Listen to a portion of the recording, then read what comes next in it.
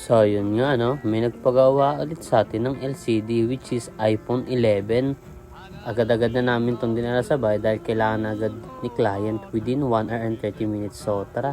And nakatanggap rin pala kami ng isang gawa which is itong isang iPhone yung kaninang nasa video.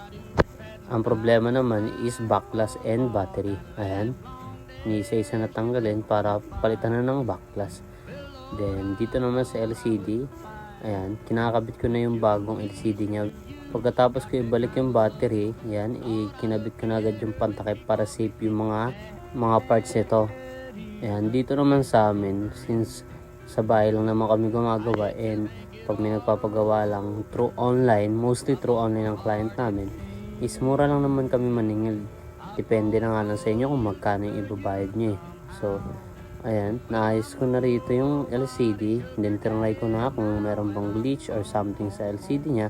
Ito, wala naman. So, yun. So far, so good naman yung ating client para sa kanyang LCD. And then, ito yung isa. Inaayos pa rin natin yan.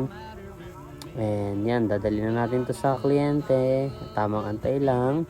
And yun, satisfied naman si Madam. Thank you very much. Sa susunod ulit. And natanggap na natin yung bayad, 600 lang.